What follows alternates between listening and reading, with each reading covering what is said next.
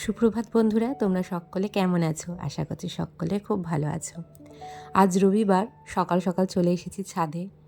তোমরা তো এতদিনে জেনেই গিয়েছো যে আমার দিনটাই শুরু হয় ছাদ দিয়ে। আর এই জবা গাছটা দেখালাম, এর একটা আলাদা গল্প আছে। এই গাছগুলো জানো, আমি নিয়ে এসেছিলাম আমার পিসির বাড়ি থেকে, কাকদ্বীপ থেকে। ওদের চারিদিকে এই জবা ফুটে রয়েছে।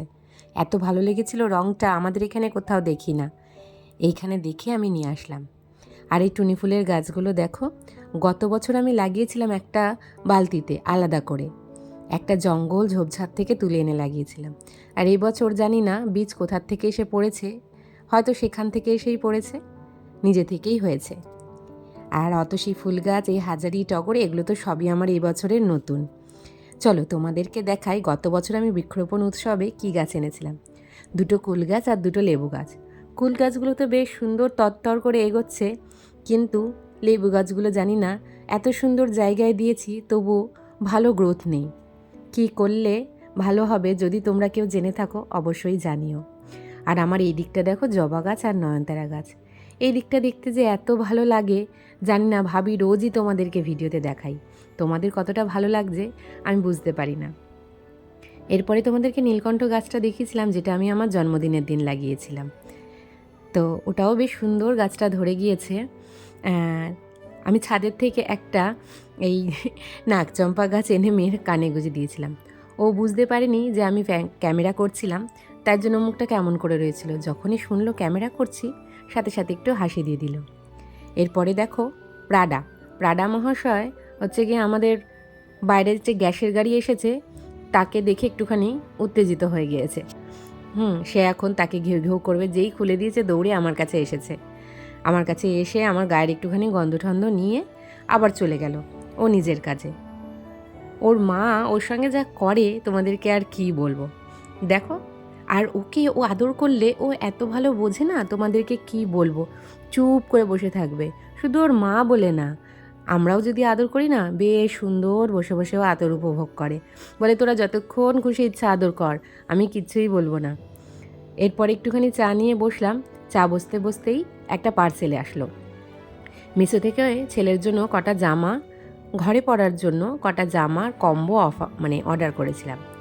অফারে ছিল বেশ 8টা প্যান্ট, 348 টাকা মতন। যদি তোমরা জানতে চাও এর কমেন্ট বা এর ডিটেলস সম্পর্কে, তো কমেন্টে জানিও, আমি দেখাবো। 8টা প্যান্ট 400 টাকার মধ্যে, আর 4টে প্যান্ট 300 টাকার মধ্যে।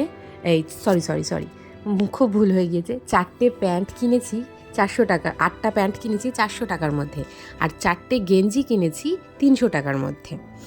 তো লিঙ্ক বা ডেসক্রিপশন তোমরা যদি চাও তো আমি আলাদা একটা ভিডিও করে অবশ্যই দেখাবো।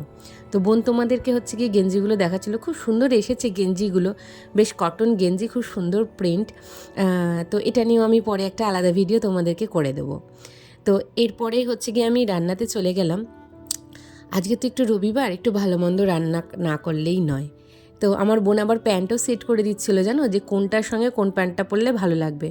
তো সেরকমভাবে তো হয়তো পরতে পারবে না, কারণ ওর আবার পছন্দ অপছন্দ হয়েছে, জানো। ওর যখন যেটা পছন্দ হয় তখন সেটাও পরে।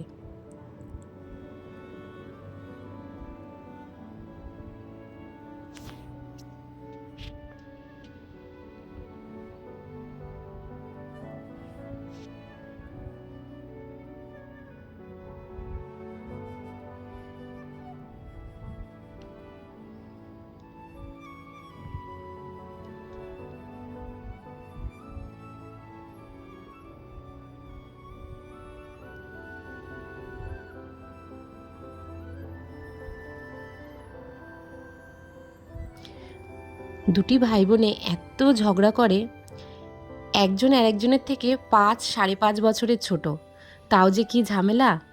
রবিবার দিনটা বাড়িতে থাকি, একটু ভালো মন্দ রাঁধতে ইচ্ছা করে। প্রত্যেক দিন তো সপ্তাহের হয়ে ওঠে না। তো একটা দিন আজকে একটুখানি ফ্রাইড রাইস, আলুর দম আর একটুখানি চিকেন কষা রান্না করেছিলাম।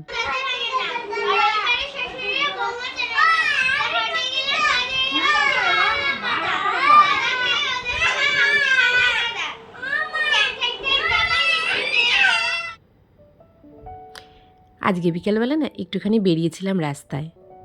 ছেলেমেয়েগুলো তো সবসময় ঘরের মধ্যেই থাকে, আর আমরা তো ওদেরকে নিয়ে যেতে পারি না কোথাও। তো রবিবার দিনকে আশিস খুব তোড়জোড় করলো যে চলো ওদেরকে আজকে একটুখানি পার্কের থেকে ঘুরিয়ে নিয়ে আসি। আমি বললাম ঠিক আছে চলো। তো তোমাদেরকে একটুখানি আশেপাশের প্রকৃতিটাও ঘুরিয়ে দেখলাম। এখানে জানো তো প্রচুর পরিমাণে কাঠগোলাপ গাছ ছিল, প্রায় 3-4 রঙের। কিন্তু যেহেতু এখানে পাহারা দিচ্ছিল, আমি কিছুতেই একটাও ডাল কালেকশন করতে পারিনি। মনে মনে খুব ইচ্ছা ছিল যে একটা ডাল অন্তত এখান থেকে নিয়েই বাড়িতে যাব, কিন্তু তা আর হয়নি। অনেক লোক, আর আমার বর এত বড় বড় চোখ করে আমাকে ভয় দেখাচ্ছিল যে সত্যি আমারও খুব ভয় লেগে গেল। আর বাচ্চাগুলো এত আনন্দ করছিল, ভাবলাম একটু ক্যাপচার করে রাখি, তোমাদেরকে শেয়ার করব। ওরা তো সবসময় ঘরের মধ্যে আবদ্ধ থাকে, আমাদের ছোটোবেলাটা ওদের থেকে অনেক বেশি ভালো ছিল, কি বলো তাই না? আমরা মাঠে ঘাটে ছুটে বেরিয়েছি, পাশের বাড়ি, এর বাড়ি, ওর বাড়ি খেলতে গিয়েছি। আমার বাড়ির সামনেই তো কত বড় উঠোন ছিল, এখন তো আমাদের পুরো জায়গা জুড়ে বাড়ি হয়ে গিয়েছে। আর যেটুকু মাটি আছে সেটুকুও হচ্ছে গিয়ে সিমেন্ট করা। মাটি আমাদের চারিপাশে কোথাও খুব একটা কারোর বাড়িতে দেখতে পাওয়া যায় না। আমাদের বাড়ির উঠোনটায় আমরা সব বন্ধুরা কত কিতকিত, তারপরে হাডুডু, কবাডি এসব খেলেছি। তোমরা খেলেছো বন্ধুরা? আমি তো খেলেছি। আর এখন আমাদের ছেলেমেয়েরা বন্ধুসঙ্গ তো খুব একটা পায় না, যেটুকু পায় সেটুকুই হচ্ছে গিয়ে স্কুলে, আর পড়তে গেলে হয়তো কারোর সঙ্গে দেখা হয়, তো এছাড়া তো আর পায় না। পার্কে এসেছে, এত খুশি দুটিতে কি বলবো তোমাদেরকে। ওদের খুশি দেখে আমারও খুব ভালো লাগছিল। আমাদেরও তো বেরোনো হয় না, আমিও মাঝে মাঝে ভাবি যে একটুখানি ওদেরকে নিয়ে বেরোই, কিন্তু অফিস থেকে ফিরে এসে না নানান রকম কাজে এমনভাবে ব্যস্ত হয়ে পড়ি যে ওদেরকে নিয়ে আর বেরোনো হয় না। আমার মেয়েটা না খুব সাজুনি হয়েছে, দেখেছো মাথার মধ্যে ক্লিপগুলো? সেই এনে দিয়েছিলাম, তোমাদেরকে দেখাচ্ছিলাম। রাস্তায় গিয়ে একটুখানি খাওয়া দাওয়া করেছি টুকিটাকি। জানি একটা দিনের জন্য অনেক কিছু হয়ে গেল, বাইরের খাবারও খাওয়া হয়ে গেল অনেকগুলো, কিন্তু যাই হোক, ওদের আনন্দটা আমাদের আনন্দটা বাদ দিয়ে কী করে বলো? আমরাও তো আর কম আনন্দ করিনি, আমরাও বেশ আনন্দ করেছি। তো এই মজাটা তো আর সবসময় হয় না, মাঝে সাঝে একদিন আধদিন হয়। আর আসিস না বেশ ওদেরকে নিয়ে বেরোতে ভালোবাসে। আমি তো একা একা সাহস পাই না দুটিকে নিয়ে বেরোতে, কারণ কেন বলো তো? আমার ছোটোটি ভীষণ দুষ্টু। এরপরে বাড়িতে রাত্রেবেলা আইসক্রিম নিয়ে এসেছিলাম, আর আইসক্রিম খেতে খেতে আজকের ভিডিওটা আমি এখানেই শেষ করে দিলাম। দেখা হবে পরের ভিডিওতে, টাটা।